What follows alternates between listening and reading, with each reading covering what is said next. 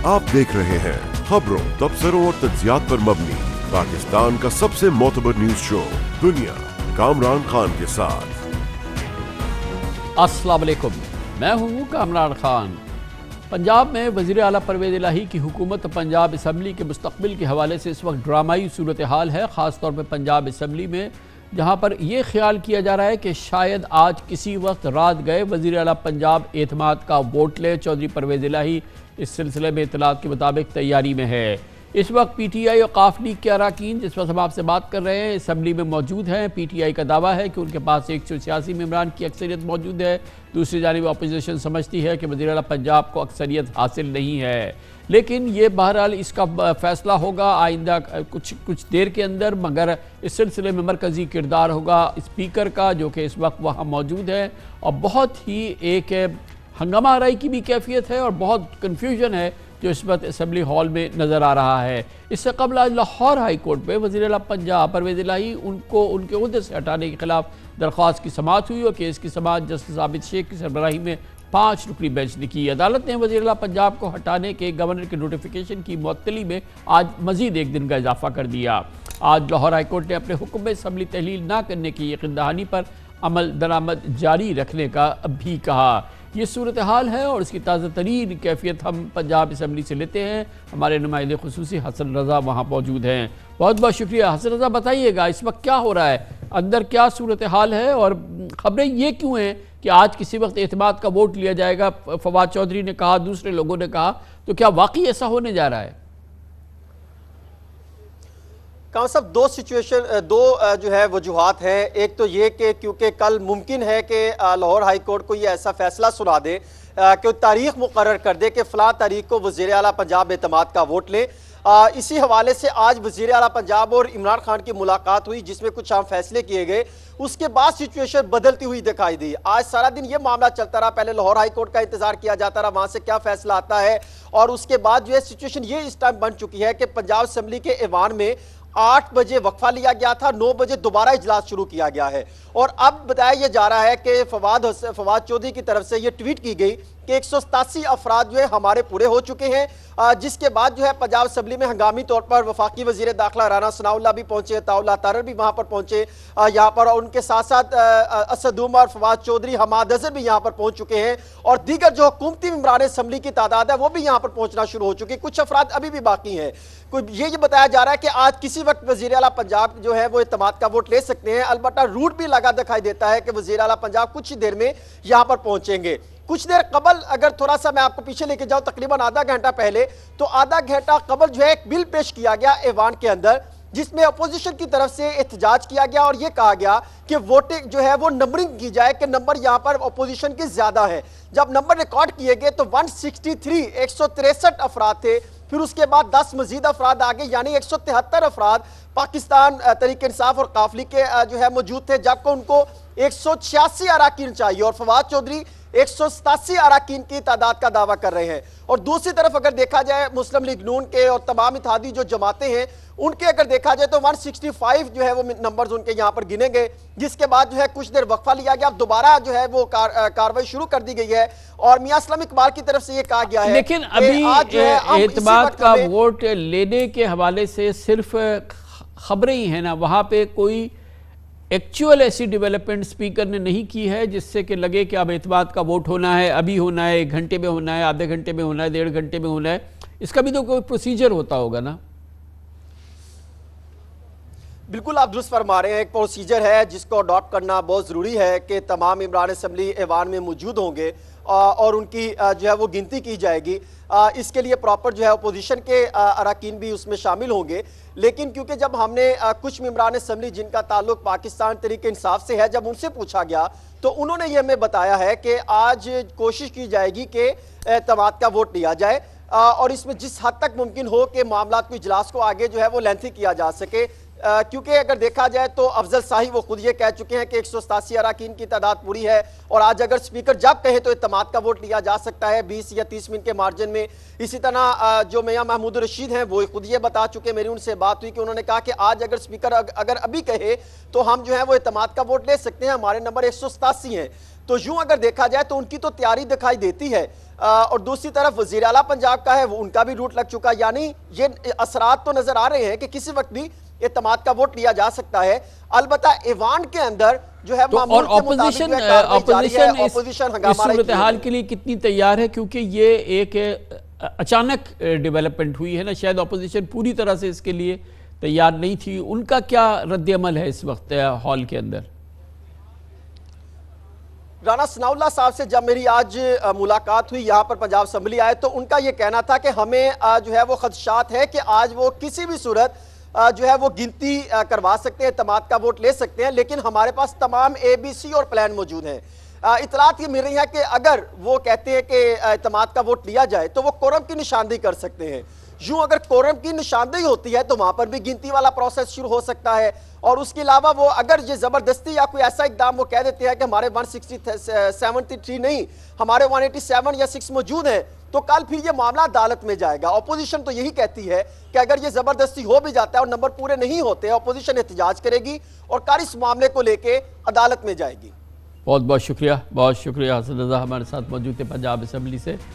اس موضوع پہ مزید بات کرتے ہیں۔ پاکستان کے ممتاز سینئر ماہر آئین و قانون جناب بیرسٹر سلمان اکرم راجہ ہمارے ساتھ لاہور سے موجود ہیں۔ بہت بہت شکریہ بیرسٹر صاحب۔ یہ فرمائیے گا کہ اب لگتا نہیں ہے کہ کسی بھی صورت سے اعتماد کا ووٹ لیے بغیر، اس کی کاؤنٹنگ ہوئے بغیر کوئی چارہ ہے؟ پنجاب اسمبلی میں بہت طویل عرصے سے ایک مخمسے کا عالم ہے، بہت ہی کنفیوژن ہے، کئی ہفتوں سے، کئی مہینوں سے یہ صورتحال ہے، اور اب یہ معاملہ لاہور ہائی کورٹ میں ہے، جہاں پر آج بار بار اس بات کی بات ہوئی کہ جو فل کورٹ تھی وہ بار بار اس بات پہ اصرار کر رہی تھی کہ اعتماد کا ووٹ بہرحال لینا ہے۔ لگتا یہ ہے کہ جو حکمراں اتحاد ہے اس نے یہ بھانپ لیا ہے کہ اب اس کے بغیر چارہ نہیں ہے، اور اسی لیے اب اس قسم کی خبریں آ رہی ہیں کہ شاید اب اگلے ایک آدھ گھنٹے کے اندر، ایک دو گھنٹے کے اندر یہ اعتماد کا ووٹ ہو جائے۔ جی بظاہر ایسا ہی لگتا ہے، اور اگر نمبر ان کے پورے ہیں تو اعتماد کا ووٹ لے لینا چاہیے۔ یہ عدالت کا بھی تقاضا ہے، میں سمجھتا ہوں سیاسی طور پہ بھی یہ ان کے لیے ایک اچھی حکمت عملی ہوگی۔ اور یہ فرمائیے گا کہ اس کے لیے طریقہ کار بالکل صراحت سے موجود ہے کہ اعتماد کا ووٹ جب لیا جائے گا تو اس کا کیا پروسیجر ہوگا، کس طرح سے اس کا رن ڈاؤن ہوگا پورا؟ دیکھیں عام حالات میں تو رولز میں یہ ہوتا ہے، لیکن ایک پروسیجر ہے، لیکن اگر نمبر وہاں پورے ہیں اور اعتماد کے ووٹ میں کسی اور ممبر کے حق کی کوئی تلافی نہیں ہوگی، جو 186 یا 187 یا 188 ممبران ووٹ ڈالیں گے ان کا ووٹ بہرحال گنا جائے گا۔ کسی اور کو یہ کہنے کا حق نہیں ہوگا کہ میرے کسی حق کی جو ہے میرا حق زائل ہوا ہے، مجھے وقت چاہیے تھا، کیونکہ انہوں نے تو ووٹ ڈالنا ہی نہیں۔ ووٹ تو انہوں نے ڈالنا ہے جن کو وزیر اعلیٰ پہ اعتماد ہے۔ اگر وہ یہ سمجھتے ہیں کہ ان کو موقع مل گیا ہے اور انہوں نے ووٹ ڈال دیا ہے تو پھر اعتراض کی گنجائش نہیں رہے گی۔ اعتراض وہاں ہوتا کہ اگر کچھ ممبران یہ کہتے کہ ہم نے ووٹ ڈالنا تھا وزیر اعلیٰ کے حق میں، لیکن ہمیں وقت نہیں ملا چونکہ نوٹس نہیں دیا گیا، ہم آ رہے تھے اور ہمارے آنے سے پہلے ووٹ کرا دیا گیا اور وزیر اعلیٰ ووٹ نہ لے سکے۔ ایسی صورت ہو پھر تو دیکھا جا سکتا ہے کہ ان کو قاعدے کے مطابق نوٹس کیوں نہیں دیا گیا، لیکن اگر ووٹ پڑ جاتا ہے اور وزیر اعلیٰ کے حق میں پڑ جاتا ہے تو پھر کوئی اعتراض کی گنجائش نہیں ہوگی۔ تو اچھا، اور طریقہ کار کیا ہے؟ یہ شو آف ہینڈ سے ہوگا، کاؤنٹنگ ہوگی، کس طریقے سے ہوتا ہے؟ جی اس میں یہ اوپن ہی ہوگا، اس میں نو کانفیڈنس میں تو علیحدہ علیحدہ بٹ جاتی ہیں، یہاں پہ بھی ایک طرف چلے جائیں گے ارکان ایوان کے جو حق میں ہیں وزیر اعلیٰ کے، ان پہ اعتماد رکھتے ہیں، وہ اسمبلی کے ایوان میں ایک جانب جو ہیں وہ جا کر کھڑے ہو جائیں گے اور اپنا اپنا نام جو ہے وہ وہاں لکھواتے جائیں گے۔ تو اب ویسے یہ معاملہ کیونکہ اس میں بے پناہ تنازع ہے، بظاہر یہ لگ رہا تھا آج تک اگر یہ ووٹ نہیں ہوتا اور پھر یہ چیلنج نہیں ہوتا کہ یہ معاملہ بہرحال ایک بار پھر لاہور ہائی کورٹ پہنچے گا، پھر وہاں سے پھر یہ سپریم کورٹ پہنچے گا، اور شاید پنجاب اسمبلی کی قسمت کا فیصلہ اور شاید اس حکومت کا فیصلہ جو ہے بالآخر سپریم کورٹ میں ہی ہو۔ کم از کم آج کی جو کارروائی ہم لاہور ہائی کورٹ پہ دیکھ رہے تھے اس سے تو یہی اندیا مل رہا تھا۔ جی غالباً ایسا ہی ہوگا، لیکن اگر آج اعتماد کا ووٹ ہو جاتا ہے تو یہ ایک بہت بڑی پیش رفت ہوگی، اس کے بعد قانونی تنازع اگر کوئی کھڑا کرتا ہے تو وہ ٹھیک ہے، عدالتیں سن لیں گی، لیکن میری نظر میں کوئی بہت بڑا معاملہ پھر نہیں رہ جائے گا عدالت عالیہ کے لیے یا عدالت عظمیٰ کے لیے۔ ایک وزیر اعلیٰ نے ووٹ لے لیا اور اس کے بعد اور کیا ہے، اگر ارکان نے ایک اکثریتی نمبر کے ساتھ ان لیکن پہ اعتماد کر دیا آپ کو تو پتہ ہے معاملہ یہاں میری ہر نظر چیز میں ہوتی ہے ختم ہو بیر جاتا صاحب، ہے۔ اگر اپوزیشن نے کہا کہ بھئی یہ نمبرز اتنے نہیں تھے، اسپیکر نے غلط کاؤنٹنگ کی ہے، یہ 186 نہیں تھے، یہ 187 نہیں تھے، کچھ اس قسم کی بھی صورتحال اگر پیدا ہوتی ہے، مگر اسپیکر کا فیصلہ تو حتمی ہوتا ہے نا۔ جی جہاں تک نمبروں کا تعلق ہے، گننے کا تعلق ہے، اس حوالے سے تو بہت ہماری ماضی کے ہماری نظیر موجود ہے، فیصلے موجود ہیں کہ وہاں عدالت جو ہے دخل اندازی نہیں کرتی، اور میں امید کروں گا کہ یہ معاملہ شفافیت سے ہو، اس میں کوئی ابہام نہ رہے نمبر کے حوالے سے، وہ بہت بدقسمتی ہوگی ہمارے آئینی عمل کے لیے، ہمارے سیاسی عمل کے لیے۔ تو یہ اب اسپیکر صاحب کا فرض ہے کہ وہ انتہائی شفافیت سے جو ممبران ہیں ان کو موقع دیں اور ان کے نمبر گنیں۔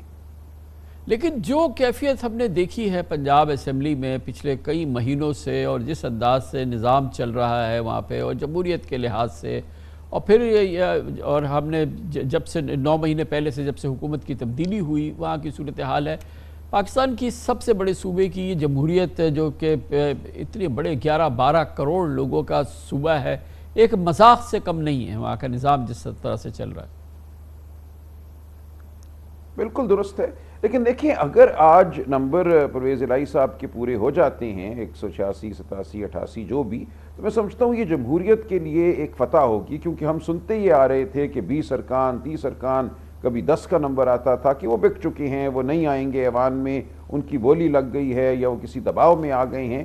لیکن اگر اس سب کے بعد 186 ارکان یا 87 آ جاتے ہیں ایوان میں، تو اس کا مطلب یہ ہوگا کہ اگر کوئی ان پہ دباؤ تھا یا ان کو لالچ دی گئی تھی تو انہوں نے اس کو مسترد کیا ہے، انہوں نے اپنے ووٹروں کی جانب دیکھا ہے، اپنی پارٹی سے جو ان کی وابستگی ہے اس کی جانب دیکھا ہے، تو یہ بہت اچھی بات ہوگی۔ بہت شکریہ بیرسٹر سلمان اکرم راجہ ہمارے ساتھ موجود تھے۔ اب Pakistan Tehreek Insaf, P T I اور اس کے اتحادیوں کی اب حکمت عملی کیا ہے ہمیں بتائیں گے جناب شبلی فراز، چوٹی کے رہنما پاکستان تحریک انصاف کے۔ شبلی فراز صاحب بتائیے گا کہ آج کیا حتمی فیصلہ ہے؟ ہر صورت میں آج چودھری پرویز الہی اعتماد کا ووٹ لینے والے ہیں آج، یا یہ نصف شب تک یا نصف شب کے بعد؟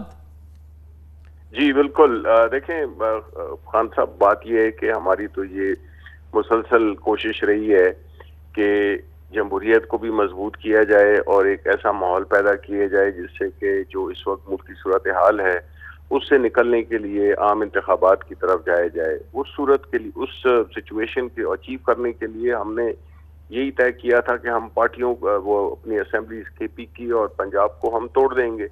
اس میں پھر یہ جو گورنر کا خط آ گیا اور پھر جو عدالتی معاملات ہوئے۔ مگر ابھی تو فی الحال یہ بتائیے نا کہ کیا اگلے 1-2 گھنٹے کے اندر یا کوئی ٹائم ہے کب تک یہ اعتماد کا ووٹ ہوگا؟ بالکل جی، یہ انشاءاللہ 12 بجے تک جو ہے تو ہمارے جو کچھ ممبران جو کہ راستے میں ہیں، کوئی بہالپور سے ہے اور ایک آدھ ممبر اور بھی ہے، جو کہ ہماری تقریباً 187 کے قریب ہمارے ممبران پورے ہوں گے، تو ہم اعتماد کا ووٹ انشاءاللہ لے لیں گے آج ہی۔ تو اس کے لیے آپ کا کاؤنٹ پورا ہے؟ جی۔ اور اس کے بعد کیا ہونا ہے؟ یہ اعتماد کا ووٹ لینے کے بعد اسمبلی تحلیل ہونی ہے انشاءاللہ، یہی ہمارا ہدف ہے اور یہی ہم یہ سمجھتے ہیں کہ یہی ایک طریقہ ہے کہ اس ملک میں جو ہے عام انتخابات کے لیے پریشر ڈالا جائے۔ خیبر پختونخوا کی اسمبلی اور جمہوریت کی مضبوطی کے لیے ہمارے لیے یہی ہے کہ عوام کے پاس جایا جائے، کیونکہ جس وقت صورتحال ہے وہ موجودہ حکومت کے بس کی بات نہیں ہے۔ تھینک یو سو مچ، بہت بہت شکریہ جناب شبلی فراز ہمارے ساتھ موجود تھے۔ کمرشل بریک، اس کے بعد ہم ذکر کرتے ہیں ایک اور بڑی غیر معمولی صورتحال ہے۔ اس وقت پاکستان میں کوئی اٹارنی جنرل نہیں، اٹارنی جنرل پاکستان کا عہدہ کئی ہفتوں سے خالی پڑا ہے، جس کی وجہ سے مسائل پیدا ہو رہے ہیں۔ آج اس پر سپریم کورٹ آف پاکستان نے بھی اپنی تشویش کا اظہار کیا۔ اس کی بات کرتے ہیں چھوٹے سے وقفے کے بعد۔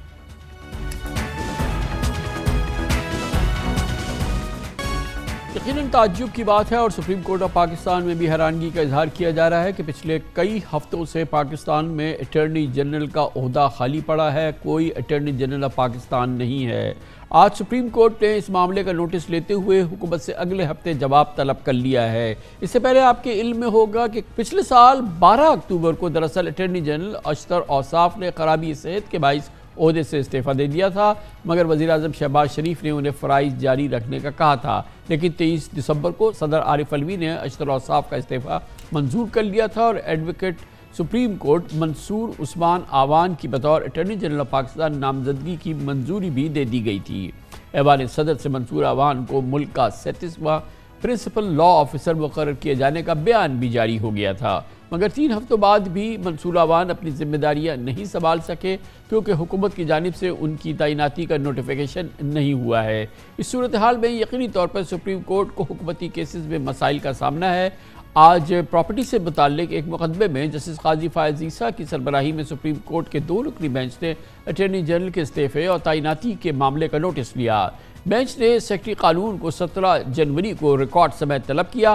آج سماعت کے دوران جسٹس قاضی فائز عیسیٰ نے اٹارنی جنرل سے پوچھا کہ ہمیں اٹارنی جنرل آفس سے مقدمات میں درست معاونت نہیں مل رہی، بتائیں اٹارنی جنرل کون ہے؟ ڈپٹی اٹارنی جنرل نے بتایا کہ اٹارنی جنرل اشتر اوصاف ہے، جس پر قاضی فائز عیسیٰ نے کہا کہ اشتر اوصاف تو مستعفی ہو چکے ہیں، ان کا استعفیٰ بھی منظور ہو چکا ہے۔ جسٹس فائز عیسیٰ نے ایڈیشنل اٹارنی جنرل کو روسٹرم پہ بلایا، ان سے بھی استفسار کیا کہ اٹارنی جنرل کون ہے۔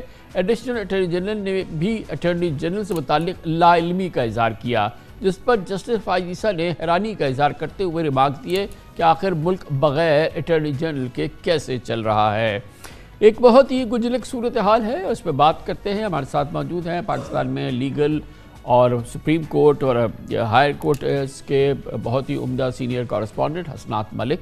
بہت بہت شکریہ حسنات ملک صاحب۔ بہت ہی عجب سا ماحول، اس سے پہلے ہم نے دیکھا کہ کئی ہفتے بلکہ شاید چند مہینے وزیر قانون کا عہدہ خالی تھا، اب یہ اٹارنی جنرل کا عہدہ خالی، اور یہ تو بہت ہی ایک عجیب و غریب صورتحال ہے کہ ایک صاحب کا نام اناؤنس ہو گیا، ان کے پریزیڈنٹ نے اپروول کر دی اور اس کے بعد حکومت جس نے کہ ان کا سلیکشن کیا تھا ان کا نوٹیفیکیشن نہیں کر رہی اور اٹارنی جنرل آف پاکستان کا عہدہ خالی ہے۔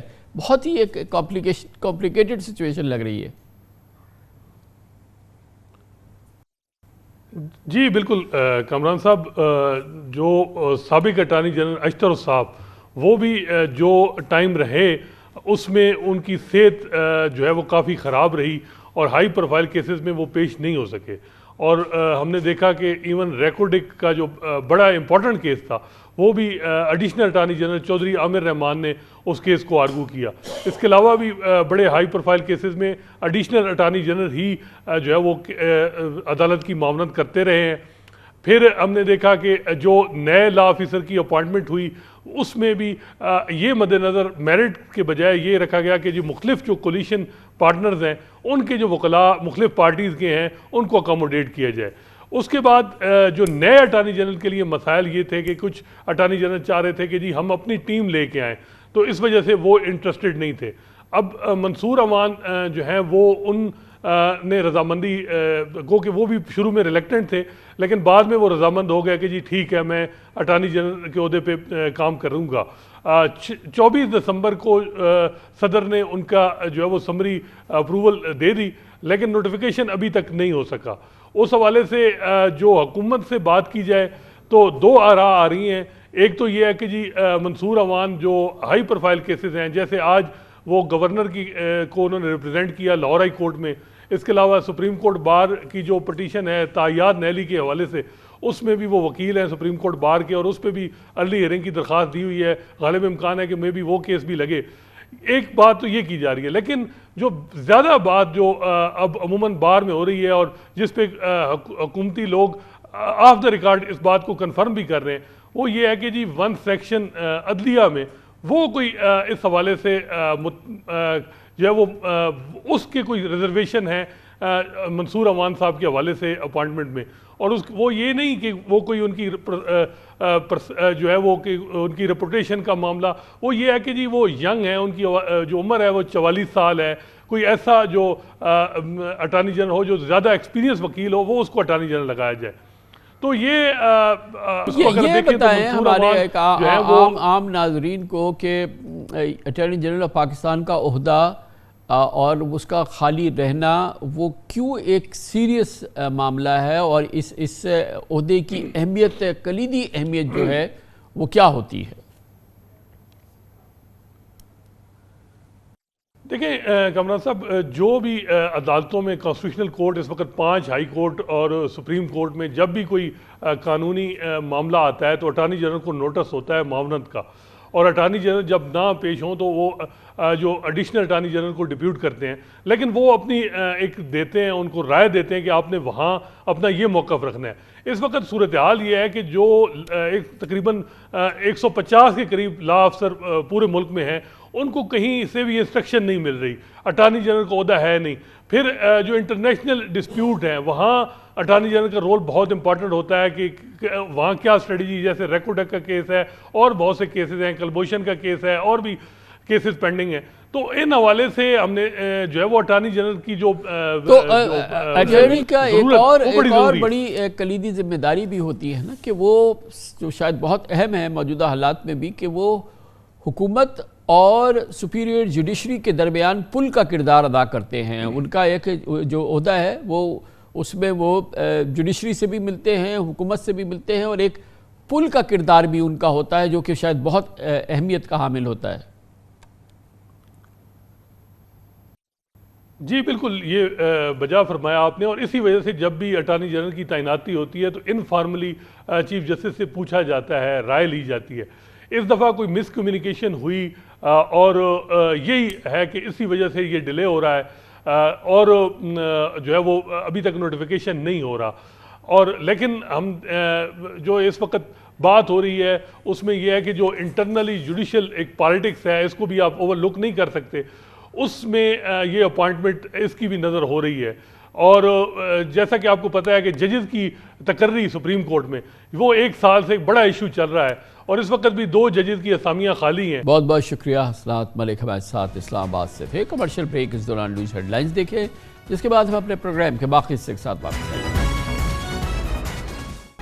ملک کی معیشت و کاروبار میں آج کل ہر سو اندھیرا زیادہ اور روشنی کم نظر آتی ہے، جبکہ IMF پروگرام کی بحالی میں تاخیر ملک کی اس معاشی ابتری کی صورتحال کو مزید سنگین بنا رہی ہے۔ مسلسل معاشی بدحالی کی منفی خبریں آتی ہیں، مہنگائی کی شرح، ایکسچینج ریٹ، زر مبادلہ ذخائر، شرح سود، ایکسپورٹس اور ریمیٹنسز کی صورتحال مایوس کن ہے۔ خطرناک بات ہے کہ تباہ حال معیشت کی وجہ سے صنعتیں، کمپنیز، فیکٹریز اور کارخانے دھڑا دھڑ بند ہونے کی اطلاعات آ رہی ہیں۔ کل ڈائمنڈ فوم انڈسٹری بند کر دی گئی، اس سے پہلے پاک سوزوکی، ملت ٹریکٹر، فرنٹیئر سیرامکس، نشاد چونیا، کوہ نور اسپننگ جیسی بڑی اور منافع بخش کمپنیز کی پیداواری یونٹس بند ہیں۔ ٹویوٹا بنانے والی انڈس موٹرز نے 12 دن کی بندش کے بعد اپنی پروڈکشن کا دوبارہ آغاز کیا ہے۔ 18 مقامی اور غیر ملکی میڈیسن کمپنیز کے 1 ہفتے سے آپریشن شٹ ڈاؤن ہیں، جبکہ متعدد صنعتیں اپنی پیداواری یونٹ چلانے کے لیے ہفتے میں 3 سے 4 دن تک ناغہ کرنے پہ مجبور ہیں۔ یہ صورتحال ہے، دوسری جانب بندرگاہوں پہ خام مال کے ہزاروں درآمدی کنسائنمنٹ کلیئر نہیں ہو رہے، ان پر ڈیمیجز لگ رہے ہیں اور بعض شپمنٹس کی نیلامی تک کی نوبت آ رہی ہے۔ صرف دالوں کے 6000 کنٹینرز پورٹ پہ پھنسے ہوئے ہیں۔ خام مال، مشینری اور پرزوں کی امپورٹس میں مشکلات اور LCs نہ کھولے جانے کی وجہ سے انویسٹرز اور صنعتکاروں میں مایوسی ہے۔ خبریں ہیں کہ صرف ٹیکسٹائل سیکٹر سے تقریباً 70 لاکھ افراد بے روزگار ہو رہے ہیں۔ دوسری جانب پلس کنسلٹنٹ کے حالیہ سروے میں 72% غریب متوسط پاکستانیوں نے ماہانہ اخراجات پورے نہ ہونے کا شکوہ کیا ہے۔ 45% لوگوں نے پارٹ ٹائم جاب یا اضافی نوکریاں کی مجبوری کا اظہار کیا ہے، اور دوسری جانب 2 ہفتے قبل اسلام آباد پولیس نے 1600 کانسٹیبلز کی اسامیوں بھرتیوں کے لیے 30,000 سے زائد اور خواتین اور نوجوانوں کا ہم نے ایک جمع غفیر دیکھا تھا جنہوں نے اس کے تحریری امتحان میں حصہ لیا۔ محض 7 گریڈ کی اسامی کے لیے مطلوبہ قابلیت میٹرک تھی، لیکن ماسٹرز کی ڈگری کے حامل ہزاروں افراد نے اس کے لیے اپلائی کیا۔ حالات کی سنگینی کے پیش نظر پڑھے لکھے نوجوان مجبوراً فوڈ ڈیلیوری یا چھوٹی موٹی ملازمت پر مجبور ہے۔ جو لوگ کوئی نہ کوئی نوکری کر رہے ہیں انہیں بھی اپنے روزگار کے مستقبل کی فکر ہے۔ बेरोजगारी बढ़ गई है और आदमी निकाल लें। हमारी मार्केट से लोग कितनी 70 60 65 शॉपें बंद हो गई, कितनी बेरोजगारी बढ़ गई, फैक्ट्रियों से आदमी निकाल लें, क्या करेगा आदमी? लोग सड़कों में आ जाएंगे, क्राइम बढ़ जाएगा, चोरी डकैतियां बढ़ जाएगी। जो नौकरी पेशा अफराद हैं, जाहिर सी बात है, जो रोज़ कमा के रोज़ खाने वाले हैं, उनको तो सबसे ज़्यादा इस चीज़ की फिक्र है कि उनका किस तरीके से उनके बच्चों का गुजारा होगा। ये महंगाई की जिस तरह स्पीड से बढ़ रही है, उस स्पीड से तो कंपनियां और फैक्ट्रियां तो सभी बंद हो जाएंगी, तो फिर सारे के सारे लोग बेरोजगार हो जाएंगे। जब बेरोजगार होंगे हालात ख़राब होंगे। हालात ख़राब होने की सबसे मेन वजह यही है कि ये महंगाई और बेरोजगारी। हालात और ख़राब होंगे, लोग जो है जाहिर सी बात है पहले ही हम बहुत परेशान हैं। जो बेरोजगार हो रहे हैं, इस वजह स्नैचिंग वगैरह बढ़ती है, इस वजह से नौकरियां छोड़ के लूटमारी करेंगे ना, और तो कोई रास्ता ही नहीं छोड़ा। बेरोजगारी बढ़ जाएगी, यहाँ पर आवाम आ जाएगी, लूट मार होगी, करप्शन बढ़ेगी, चोरी चकारी, खुदकुशियाँ और इस तरह के मामला बढ़ेंगे। बेरोजगारी और इस कदर महंगाई हो गई है कि आदमी जो है ना खुदकुशियाँ कर रहा है, सरवाइव कर ही नहीं पा रहा किसी सूरत। क्या करेगा आदमी? फैक्ट्रियाँ मतलब बंद हो रही हैं, कारखाने बंद हो रहे हैं, जॉब्स पे लोगों को फायर किया जा रहा है। इससे जो है मईशियत हमारी अपनी संभलने में तो नहीं आएगी। जब फैक्ट्रियाँ बंद हो जाएंगी, मिल्स बंद हो जाएंगे, तो आम बंदा कहाँ से खाएगा? नौकरियाँ तो जा रही हैं, इंडस्ट्री सारी बंद हो गई हैं, खाना जंगी की तरफ आ जाएंगे लोग। बिलाशुबा मुल्क में अगर आवाम को रोज़गार से महरूमी के खदशात लाहक हैं और ये अभी भी मौजूद हैं, माशी गैर यकीनी महंगाई बेरोज़गारी के बाइस बड़े पैमाने पर ब्रेन ड्रेन हो रहा है। मकामी सरमायाकार गैर यकीनी में घिरे हुए हैं, जबकि बैरूनी सरमायाकार जान छुड़ाकर भाग रहे हैं। इस पूरी सूरत हाल पर बात करते हैं और ख़ास तौर पर पाकिस्तान का जो एक्सपोर्ट सेक्टर है, टेक्सटाइल सेक्टर है, वो इस सूरत हाल से कैसे नंबरदाज़मा हो रहा है, क्योंकि अगर पाकिस्तान के एक्सपोर्ट्स पे दबाव मज़ीद होता है और एक्सपोर्ट्स मुसलसल कम होती जाती हैं, तो पाकिस्तान का माशी बहरान बहुत ही तबाहकुन सूरत हाल में है, जो कि इस वक्त है उसमें मज़ीद तबाही आएगी। इस पर बात करने के लिए हमारे साथ मौजूद है जनाब Gauhar Ejaz, patron in chief एप्टेमा Lahore से हमारे साथ गौहर साहब हैं। बहुत बहुत शुक्रिया गौहर साहब। ये बताइएगा कि क्या सिचुएशन है इस वक्त टेक्सटाइल इंडस्ट्री की, वो टेक्सटाइल इंडस्ट्री जो कि एक्सपोर्ट से मुंसलिक है, जो लोकल है, और वहाँ से ख़बरें आ रही हैं, आई डोंट नो कितनी एग्जेजरेटेड है, कि बहुत बड़े पैमाने पे यूनिट्स बंद हुए हैं और बहुत बड़ी तादाद में, परहैप्स लाखों की तादाद में लोगों की नौकरियां गई हैं। क्या ये फैक्चुअल है ये सिचुएशन जो मैं बयान कर रहा हूँ? Thank you very much Khan साहब। पाकिस्तान की टेक्सटाइल इंडस्ट्री में समझता हूँ कि 60% पाकिस्तान के एक्सपोर्ट दे रही, तो जो बात मैं करूँगा वो बड़ी ज़िम्मेदारी के साथ करूँगा, क्योंकि इसमें पाकिस्तान की सालमियत शामिल है। पिछले साल हमने $19.5 बिलियन हाईएस्ट एवर पाकिस्तान की टेक्सटाइल की एक्सपोर्ट जो है वो कंप्लीट की थी। $19.5 बिलियन टेक्सटाइल की।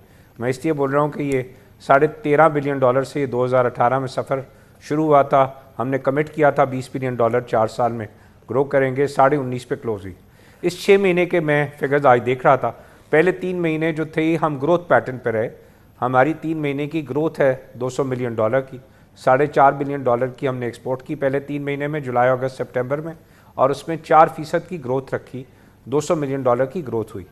ये पिछले 3 महीने अक्टूबर से दिसंबर जो था वो हमारी $700 मिलियन की एक्सपोर्ट नेट कम हो गई है। मतलब $300 मिलियन एवरेज माहाना अक्टूबर नवंबर दिसंबर 900 मिलियन कम हुई, और ये 200 जो प्लस था उसको भी इम्पैक्ट लेते हुए $700 मिलियन का इम्पैक्ट लेके आई। अब मसला ये आ रहा है कि जब मैं उसके नंबर देख रहा हूँ तो हम जो ये नंबर है 300 का, ये 18% हमारी एक्सपोर्ट्स जो हैं वो अक्टूबर में कम हुई हैं, 18% नवंबर में कम हुई हैं। अच्छा गौर साहब, इसमें अब ये थोड़ा सा इसी वक्त मुझे ये एक्सप्लेन कर दीजिए कि इसमें डिमांड रिडक्शन कितनी शामिल है, कि बाहर से तलब ही नहीं है उसमें कमी आई है, और कितना मौजूदा मुल्क के अंदर के जो मसाइल हैं वो इसको इम्पैक्ट किया है। ये कोई बहुत बड़ी बहुत सिग्निफिकेंट कमी है जो इतने 6 महीनों के अंदर अगर $700-800 मिलियन की हमारी एक्सपोर्ट्स घट जाए तो। खान साहब, इसका मैं पूरा इम्पैक्ट अगर मुझे इजाज़त देंगे, ये जो 3 महीने का मैंने इम्पैक्ट बोला है कि हमने $300 मिलियन से हम नीचे जा रहे हैं, जो कि 18% है। तो ये जो ट्रेंड है, मैंने आज से 3 हफ्ते पहले प्राइम मिनिस्टर को ख़त लिख के आपके यहाँ भी वो आपके थ्रू भी मैंने इसको कोशिश की कि लोगों को पहुँचाऊँ, हुकूमत को पहुँचाऊँ कि मुझे लग रहा है कि अगले महीने $700 मिलियन कम हो जाएगी جو کہ $300 ملین اس مہینے کم ہوئی ہے. مجھے لگ رہا ہے یہ 40% جنوری میں کم ہو جائے گی. ہم $1 بلین مہینے کے اوپر چلے جائیں گے. اس کی 3 وجوہات ہیں. ہاں صاحب، نمبر 1 ہماری سپلائی چین جو ہے، جب ہم نے دیکھا کہ کاٹن کی کراپ ہماری 5 ملین بیل رہ گئی ہے جو کہ سیلاب سے بہہ گئی. پچھلے سال 9 ملین تھی، اس سال 5 ملین ہے.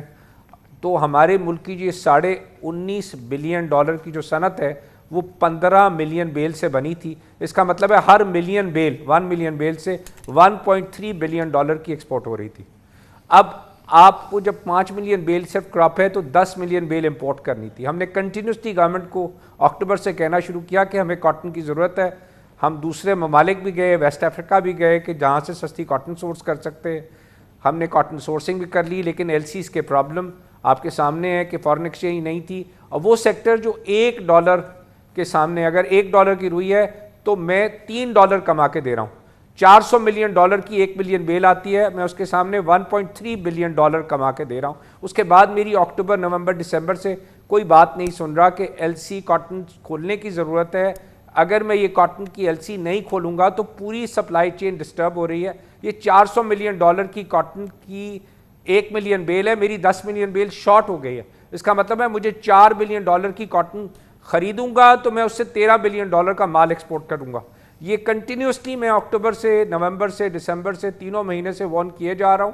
اور مجھے جنوری میں پوزیشن بہت کمزور نظر آ رہی ہے. اور اس کے ساتھ ساتھ مسئلہ یہ پڑا ہے کہ مال پورٹ پہ پڑا ہے، جو کہ کیش اگینسٹ ڈاکیومنٹ کاٹن کہ جو ایجنٹس تھے دنیا کے، جو شپرز تھے، انہوں نے پاکستان کی کمپنیوں کی کریڈیبلٹی کی بیس پہ شپ کر دیا کہ آپ LC نہیں کھول سکتے، کوئی بات نہیں، ہم کیش اگینسٹ ڈاکیومنٹ. وہ مال پورٹ پہ پڑے ہیں، بینکوں کے لیے پالیسی اسٹیٹ بینک نے بنائی ہے، وہ خود فیصلہ کریں. وہ کہتے ہیں یہ ہماری لاسٹ پرائیورٹی ہے، اگر مال پورٹ پہ آ گیا یہ مال بیشک یہاں پڑا ہوا سڑ جائے. تو اب اس کے نتیجے میں خان صاحب، اب جب یہ اتنی بڑا کرنچ ہے تو یونٹس چل رہے ہیں کیا اور پروڈکشن ہو رہی ہے؟ آبویسلی نہیں ہو رہی ہے. تو جو ورکرز ہیں وہ گھر بٹھا دیے گئے ہیں. کیا ہو رہا ہے یہ اوورآل انڈسٹری میں کیا ہو رہا ہے؟ خان صاحب، یہ ایک ایک کر کے جیسے جیسے جس ملک کے پاس روئی ختم ہوتی جا رہی ہے اس طرح سے چین ڈرائی آؤٹ ہوتا جا رہا ہے. جس طرح سے سپلائی چین میں LCs ویلیو ایڈڈ کی LCs اسٹیٹ بینک نے بینک کے ذمہ لگا دیا. اس سے پہلے اسٹیٹ بینک 84-85 چیپٹرز کی LCI نہیں کھول رہا تھا. جولائی، اگست، سپٹمبر میں ہمارے پاس انوینٹری موجود تھی. ہم نے 4% کی گروتھ کی اس کوارٹر میں نے آپ کو بتایا. میرا سارا مسئلہ اکتوبر سے دسمبر میں ہوا جب 84-85 کی میری کوئی امپورٹ کی LC نہیں کھل رہی. کاٹن کی کراپ فیل ہونے کے بعد میری کاٹن کی LC نہیں کھول رہی. میرا مال جو پورٹ پہ آ کے پڑے ہیں کیش اگینسٹ ڈاکیومنٹ کے، میری جو ہے نہ اسٹیٹ بینک بات سن رہا ہے نہ میری کمرشل بینکس بات سن رہے ہیں. وہ کہہ رہے ہیں کہ جس کے پاس ایکسپورٹ کا ڈالر ہے اس کے سامنے وہ LC کھول سکتا ہے. میری آج بھی ایک بینک کے پریزیڈنٹ سے بات ہوئی، میں اس کے پاس ملنے گیا اور میں نے ان کو کہا آپ کے پاس کیا پالیسی ہے؟ انہوں نے کہا اسٹیٹ بینک نے پالیسی دی، آپ خود فیصلہ کریں. میں نے کہا تو آپ کیسے فیصلہ کریں گے؟ انہوں نے کہا جی جو میرے کو ایکسپورٹ دے گا میں اس کے سامنے اس کی کچھ پرسنٹیج امپورٹ کرنے کی اجازت دے دوں گا. میں نے کہا کہ آپ کی بات ٹھیک ہے، لیکن یہ بتائیں کہ یہ تو سیکٹر یہ انڈائریکٹ ایکسپورٹ ہے. پہلے دھاگا بنتا ہے، پھر کپڑا بنتا ہے، پھر ڈائٹ کپڑا بنتا ہے. آپ تو گارمنٹ والے کو دے رہے ہیں، اس نے تو کوئی چیز امپورٹ ہی نہیں کرنی. کاٹن آئے گی تو گارمنٹ بنے گا. تو آپ کیسے یہ پالیسی بنا سکتے ہیں؟ انہوں نے کہا جی ہمارے لیے تو کوئی پالیسی نہیں ہے. انٹر بینک کے اندر ہمیں منع ہے اسٹیٹ بینک کی طرف سے کہ ہم کوئی ڈالر نہ خرید سکتے ہیں نہ بیچ سکتے ہیں. گور صاحب میں کیا کر سکتا ہوں؟ Now somebody، میں نے دوبارہ کہا ہے، somebody has to take control. We cannot devolve کہ جناب یہ آٹومیٹک سسٹم چل جائے گا، نہیں چلے گا. خان صاحب یہاں پہ اس وقت میں بول رہا ہوں، جو معاملہ بتا رہا ہوں، 10 ملین بیل اس سال کاٹن کی شارٹ ہے. 10 ملین کا مطلب ہے ہمیں صرف $4 بلین کی کاٹن چاہیے، جس کے سامنے انڈسٹری $13 بلین کی ایکسپورٹ کرے گی، جو کہ میرے ہاتھ میں ہے. انڈسٹری لگی ہوئی ہے. میں اب آج آلریڈی میں سپلائی چین مینجمنٹ میں جنوری، فیبری، مارچ میں کیا کروں گا؟ مال پورٹ پہ پڑا ہے، کیش اگینسٹ ڈاکیومنٹ، LC کے سامنے پیمنٹس بینکس نہیں کر رہے.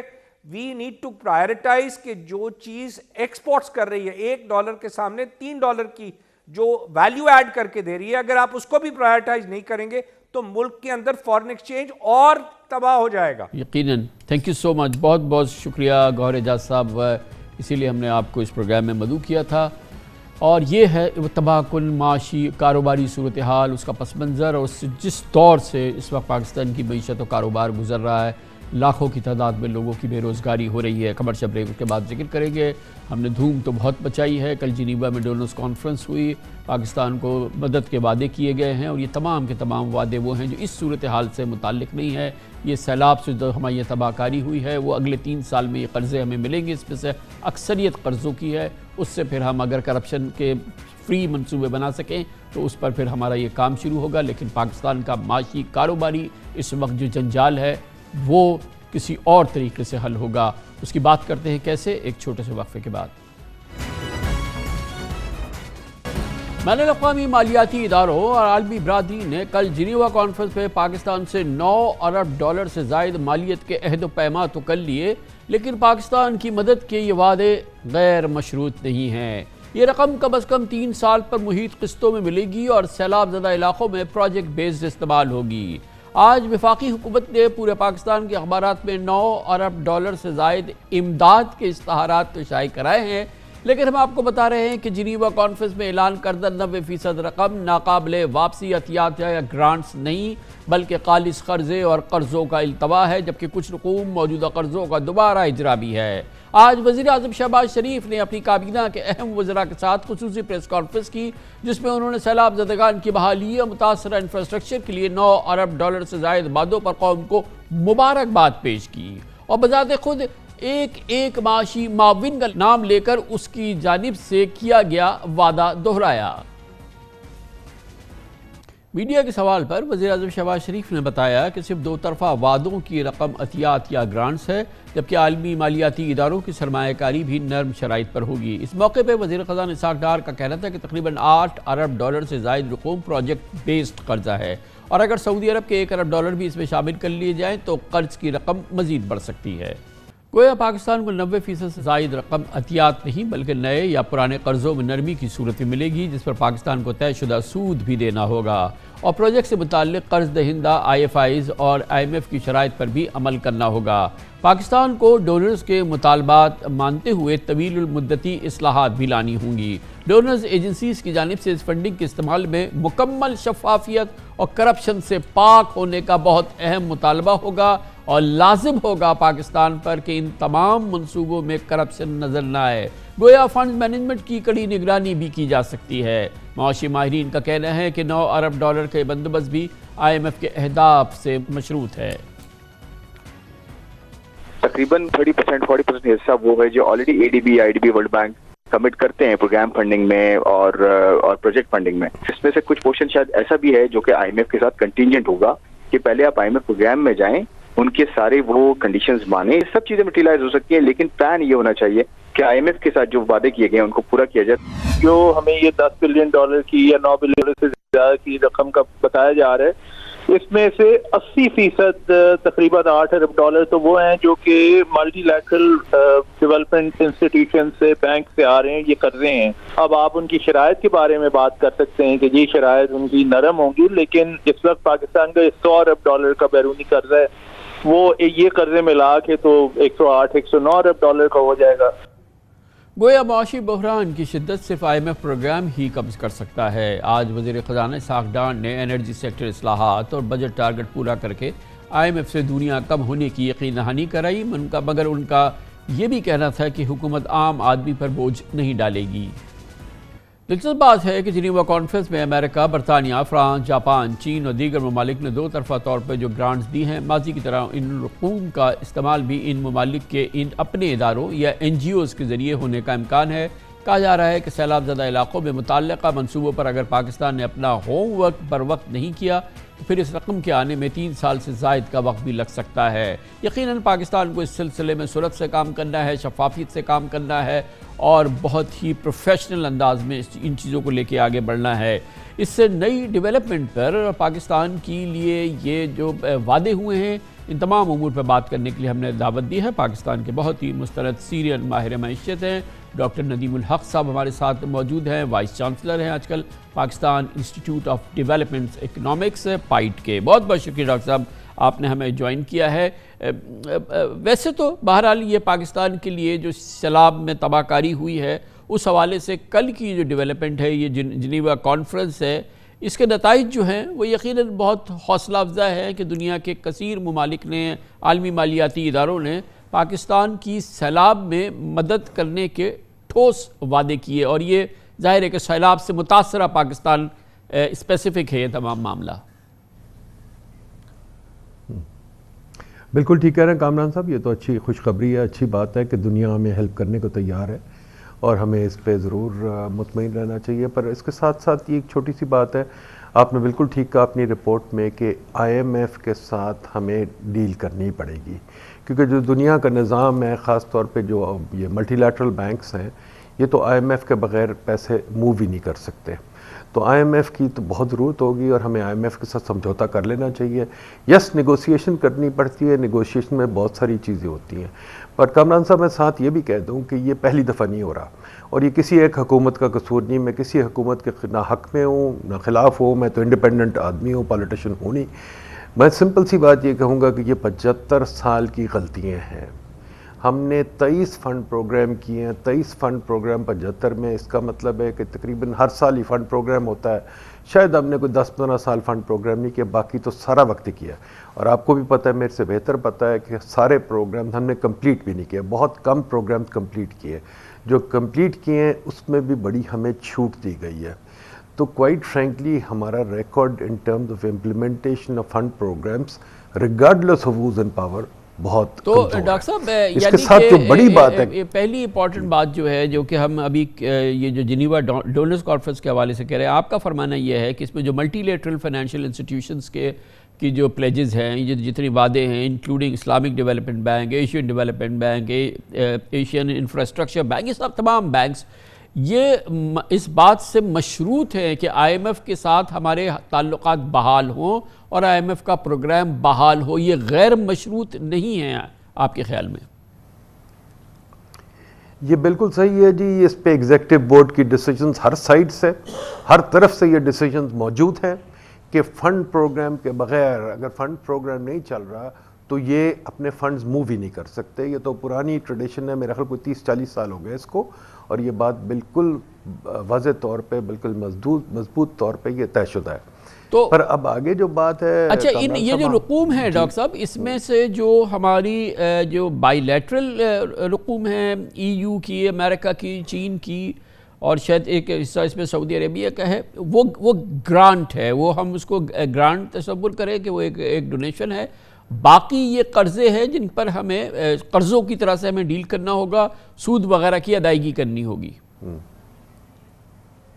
بالکل صحیح کہہ رہے ہیں جی، گرانٹ جو ہے وہ اگین دیکھنا پڑتا ہے، بائی لیٹرل گرانٹس بھی ہو سکتی ہے، لونز بھی ہو سکتے ہیں، but most likely these are grants, I agree with you, پر یہ جو ملٹی لیٹرل ہے یہ تو گرانٹ ہو ہی نہیں سکتی، یہ تو ہوتی لونز ہے۔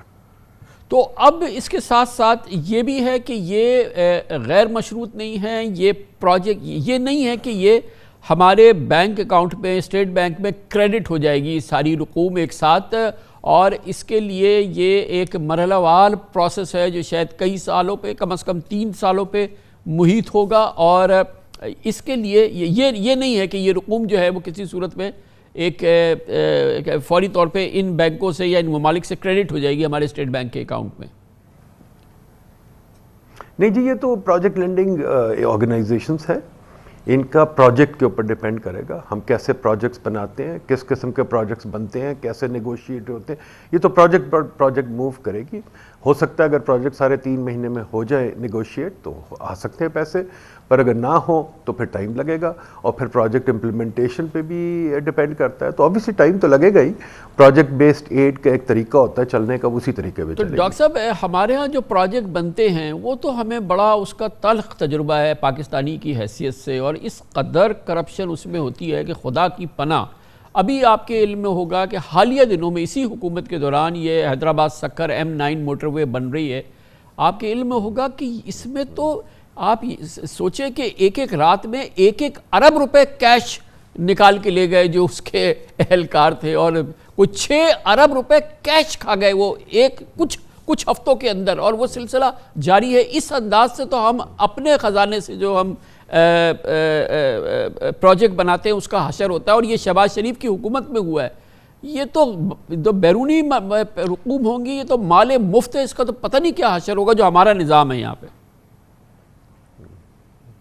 کامران صاحب دیکھیے بیرونی جو پروجیکٹ ایڈ ہوتی ہے اس میں ورلڈ بینک وغیرہ بھی کوشش کرتے ہیں کہ اپنی نظر رکھیں، کوشش کرتے ہیں کہ اس کی فنانشل ٹریلز کو فالو کریں، but you are absolutely right کہ ہماری گورننس سٹرکچرز جو ہیں وہ ہزار طریقے سے پروجیکٹ کا نقصان کروا دیتے ہیں. دوسری سائڈ ان کی طرف سے بھی نقصان ہو جاتا ہے کیونکہ وہ جب پیسے دیتے ہیں پروجیکٹ ایڈ کے اس کے ساتھ کنسلٹنٹ بھی آتے ہیں، کنسلٹنٹ بڑے مہنگے ہوتے ہیں، ان کا بھی کاسٹ لگ جاتا ہے تو ہمیں ایونچولی کافی مہنگا پڑتا ہے. پر دوسری چیز یہ بھی ہے کہ ہم پروجیکٹ ایڈ کو کیسے پروجیکٹ بناتے ہیں. پروجیکٹ کو بنانے کی بھی ایک سائنس ہوتی ہے، اس کی کاسٹ بینیفٹ انالیسس ہوتا ہے، اس کا فیزیبلٹی ہوتی ہے. اگر ہم وہ اچھی نہیں کرتے اور اگر ہم فار ایگزامپل جہاں کی ضرورت ہو ایک سڑک کی وہاں بہت بڑا ڈیول کیریج وے بنا دیں، فلائی اوور بنا دیں، تو نقصان تو ہمارا ہے، کسی اور کا نقصان نہیں ہے. تو جو پرانی سائنس تھی، جو پلاننگ کمیشن میں جو کاسٹ بینیفٹ انالیسس کرنا ہوتا تھا، فیزیبلٹی بنانی ہوتی تھی، وہ اب ہم نے کافی حد تک چھوڑ دی ہے. تو اس کی وجہ سے بھی نقصان ہوتے ہیں، پھر کرپشن سے بھی نقصان ہوتے ہیں. بالکل ٹھیک کہتے ہیں. اور اسی وجہ سے یقیناً پاکستان کا ایک بہت بڑا مسئلہ یہ کہ یہ سیلاب کے تباہی کے علاقے ان کو ہمیں تعمیر نو کرنی ہے، مگر اس وقت ہمارا مسئلہ تو بیلنس آف پیمنٹ کا ہے، ہمارے ریزروز کا ہے، ہمارے ایکسچینج ریٹ، یعنی کہ فل فلیجڈ ایک بہت بڑا کرائسس سے ہم گزر رہے ہیں. یہ جو تمام معاملات ہوئے ہیں جنیوا میں، جو ہماری معاشی اس وقت دگرگوں زبوحالی کی جو کیفیت ہے، اس پر تو یہ اثر انداز کہیں سے نہیں ہونے. یہ تو ہمیں مسئلہ ابھی علیحدہ سے حل کرنا ہے آئی ایم ایف سے یا اور جو بھی ذرائع ہوں گے. کامران صاحب یہ آئی ایم ایف سے بھی حل کرنا ہے، اور دوسرا ہمیں جو ہمارے لانگ سٹینڈنگ پرانے پرابلم چل رہے ہیں ان کو اب ہمیں سالو کر لینا چاہیے. بہت دیر ہوگی. مثلاً بجلی کی جو کیفیت ہے آپ کو پتہ ہے میرے سے بہتر کہ وہ 20 سال سے چل رہی ہے، بلکہ 1994 سے چل رہی ہے سمجھ لو. اس سے پہلے بھی آئی پی پیز آ گئے، پھر ہم نے کچھ دیر آئی پی پیز چلائے، پھر 2002 میں اور آئی پی پیز آ گئے، پھر 2008 سے خسارے شروع ہو گئے. اب آپ کو پتہ ہے سرکولر ڈیٹ 2.6 ٹریلین پہ پہنچ گیا ہے. پیچھے ہم کافی سارے پیسے دے چکے ہیں، حساب کے مطابق 5 سے 6 ٹریلین ہم دے چکے ہیں. اب یہ جو لگاتار نقصان ہے اس کو تو کسی کو چاہیے، 6 حکومتیں گزر چکی ہیں، اس کو کوئی سالو نہیں کر سکا. اس میں ہم نے سمپل سی تحقیق کی، 2-3 سمپل چیزیں کر دیں، بڑی باتیں چھوڑ دیں. ایک تو پری پیڈ میٹرز لگا دیں. ایک تو یہ میٹر لگا دیں جہاں آپ اور میں بجلی استعمال کرتے ہو تو فون کی طرح پہلے پیسے دیں. میں اپنی بجلی کے میٹر میں پہلے 10,000 لگا دوں، ڈال دوں اور پھر بجلی چلاؤں. یہ ایک سمپل سلوشن ہے جو ہو سکتی ہے، جس کو ہم پتہ نہیں کیوں نہیں کرتے. نمبر 2، ہم ڈسکوز کی جو مینجمنٹ ہیں ان کو تو ماڈرن مینجمنٹ لیں. ڈسکو کے جو بورڈز ہیں ان کو تو کم سے کم اچھے بورڈز لگا دیں جن کی اونرشپ ہو. ڈسکو کے سسٹم کو ڈی سینٹرلائز کر دیں. پاور مارکیٹ کی باتیں کی ہیں، وہ سی ٹی بی ٹی ہم بڑی باتیں کرتے ہیں، وہ تو ہم کم از کم کر دیں. یہ چھوٹی موٹی چیزوں سے کافی فائدہ ہو جائے. نمبر 3، ہمیں ڈسکوز میں ہمیں جو سبسڈیز کا نظام ہم نے بنایا ہو، جیسے کہ ٹیوب ویل کو سبسڈی دیتے ہیں، ناردرن ایریا کو سبسڈی دیتے ہیں، اس کو بھی ذرا سوچ لیں، اس کو بھی ریشنلائز اگر ہم کر دیں تو ایک بجلی کے نظام میں پیسے بچ سکتے ہیں. نمبر 4 یا 5 کامران صاحب بتائیے، اب ویٹ آنے والا ہے، ہم ویٹ کو جو خرید رہے ہیں پچھلے 70 سال سے، ویٹ خریدنا بند کر دیں، ویٹ کی مارکیٹ چلنے دیں. ویٹ پہ جو پیسے لگتے ہیں سٹوریج میں وغیرہ، اس میں میں نے سنا ہے تقریباً 800 بلین کا لاس ہے، وہ ختم کر دیں. نمبر 3، جو پرائیویٹائزیشن کی بات ہو رہی ہے اتنی دیر سے، کامران صاحب پرائیویٹائزیشن ختم کریں گے تو بینکرپٹ کر دیں، ان اداروں کو ختم کر دیں. تو یہ اچھا. نمبر 5 یا 6، جو ایس آر اوز کا نظام ہے، آپ کو بھی پتہ ہے مجھے بھی پتہ ہے، 1700 ارب کا نقصان ہے ایس آر اوز میں، جس کو ٹیکس ایکسپینڈیچرز کہتے ہیں.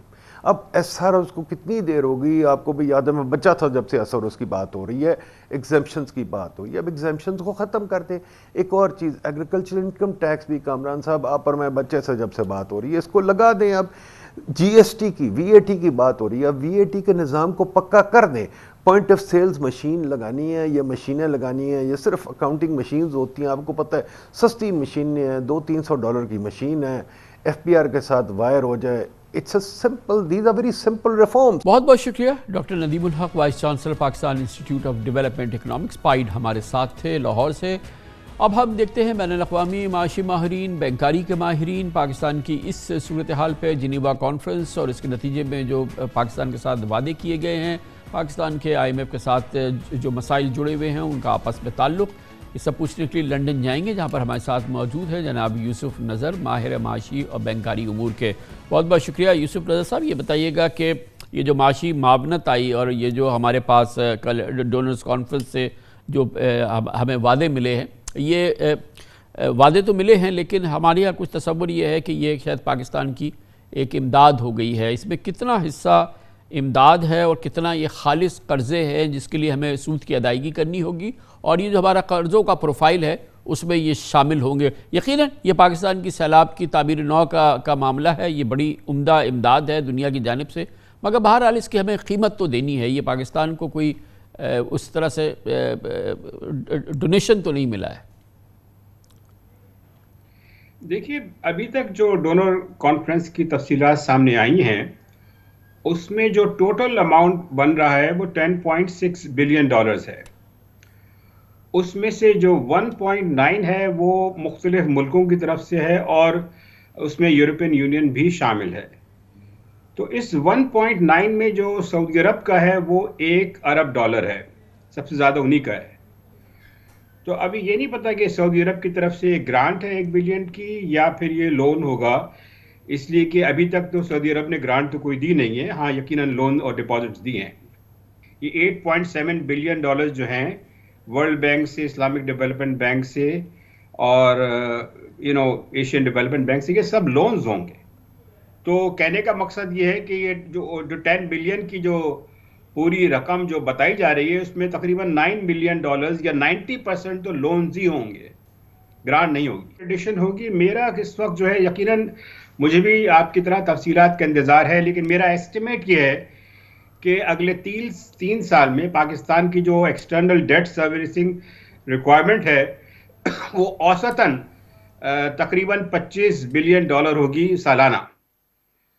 تو یقیناً جو ہے ہمارے جو ایکسٹرنل ڈیٹ میں اضافہ ہو جائے گا، اور جس طریقے سے یہ معاملات آگے بڑھ رہے ہیں اور بھی بات ہو رہی ہے مختلف طریقوں سے لونز لینے کی، تو میں نہیں سمجھتا کہ ہمارا جو ڈیٹ پروفائل ہے یا جو پورا ڈیٹ ہے اس میں کمی واقع ہوگی، میرے خیال سے اس میں اضافہ ہی ہوگا۔ تو یہ جو ہے یوسف رضا صاحب، ہمارا جو کمپلیٹ فورن ڈیٹ ہے وہ ایک بہت ہی ایکسٹراڈنری ہماری سخت کے لحاظ سے اس کا سائز ہو گیا ہے۔ ہماری لائبلٹیز بہت زیادہ، ہر سال کی جو ہماری لائبلٹیز ہیں ہم متحمل نہیں ہو پا رہے اس کے کہ ہم اس کی پوری طرح سے ادائیگی کر سکیں۔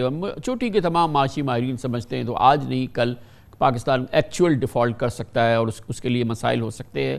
یہ بتائیے کہ بعض ماہرین کا خیال اور اکثر ماہرین کا خیال ہے کہ اس سے بہتر ہے کہ پاکستان اس کی آرگنائز طریقے سے ایک سہل طریقے سے ری اسٹرکچرنگ کی درخواست کرے، اس کے لیے جو اقدامات کرنے ہوتے ہیں وہ کرے، ری اسکیجول کرائے اپنے ان بڑے بڑے جو ہمارے فورن ڈیٹس ہیں ان کو، تاکہ یہ کہ اس سے پہلے کہ کوئی ایکسیڈنٹ ہو ہم اس کو پہلے سے مینیج کر لیں، اور اس کے لیے باقاعدہ پروفیشنل طریقہ ہوتا ہے۔ آپ کا بڑا بین الاقوامی تجربہ ہے اس حوالے سے، آپ بتائیے اس کا کیا طریقہ کار ہوگا اور کیا یہ واقعی ایک موضوع تجویز ہے؟ دیکھیے، پاکستان کا جو ایکسٹرنل ڈیٹ ہے اس میں کوئی جو آفیشیل ڈیٹ کا 30% تو وہ چانے کی طرف ہے، تقریباً $30 بلین۔ دوسرا جو ہے دوسری طرف وہ ملٹی لیٹرلز کی طرف ہے، جیسے world bank, Asian development bank. تو میرا تو یہی ہے کہ ابھی بھی ان تمام تر ڈیولپمنٹ کے باوجود پاکستان کو ری اسٹرکچرنگ کرنی چاہیے، بلکہ شاید یہ کہ کرنی پڑے گی۔ اس ضمن میں میرے خیال سے یہ بات نوٹ کرنے کی ہے کہ فرانس کے صدر نے بھی کہا ہے کہ اگر ری اسٹرکچرنگ کی بات ہوتی ہے پاکستان کے ڈیٹ کی تو وہ اس کو سپورٹ کریں گے۔ تو اس کا مطلب یہ ہے کہ بین الاقوامی طور پہ یہ ریکگنیشن ہے کہ پاکستان کو ضرورت پڑ سکتی ہے، اور کم از کم ایک میجر جو کنٹری ہے فرانس، جس نے ہمیں ابھی بھی کافی جو ہے امداد کا اعلان کیا ہے، وہ بھی اس بات کو تیار ہے۔ لیکن مسئلہ یہ ہے کہ ہم خود جو ہے کوئی اپنی کلیئر مائنڈ نہیں بنا پائے ہیں اور کلیئر اسٹریٹجی جو ہے وہ نہیں بنا پائے ہیں۔ ہم نے اس کو ایک طرح سے قومی وقار یا انا کا مسئلہ بنا لیا ہے۔ بات سمپل یہ ہے کہ آپ کے پاس جو ادائیگیاں ہیں اگلے برس یا اس سے اگلے برس، اس کو ادائیگیوں کے لیے کوئی واضح جو ہے پلان نہیں ہے، اور اتنی ایڈ جو ہے ایشورڈ نہیں ہے۔ اور اگر آپ ایڈ جس کی بات کرتے ہیں وہ بھی آپ قرضہ لے کے جو ہے پرانے قرضے ان کو ادا کرتے رہتے ہیں۔ تو جو ایکسٹرنل सिचुएशन है, इस पे तो प्रेशर बदस्तूर रहेगा और वसाइल पे भी। तो क्यों ना हम इस बात को तस्लीम कर लें कि जी हमें रीस्ट्रक्चरिंग की ज़रूरत है और फिर आगे बढ़ें। बहुत बहुत शुक्रिया। यूसुफ नज़र हमारे साथ लंदन से मौजूद थे, बैनुल-अक़वामी माशी उमूर, बैंकारी उमूर के माहिर। उसके साथ ही हमारे आज के प्रोग्राम का ख़त्म होता है। कल आपसे फिर मुलाकात होगी इंशाअल्लाह। कल तक के लिए कामरान खान को इजाज़त। अल्लाह हाफ़िज़ नासिर।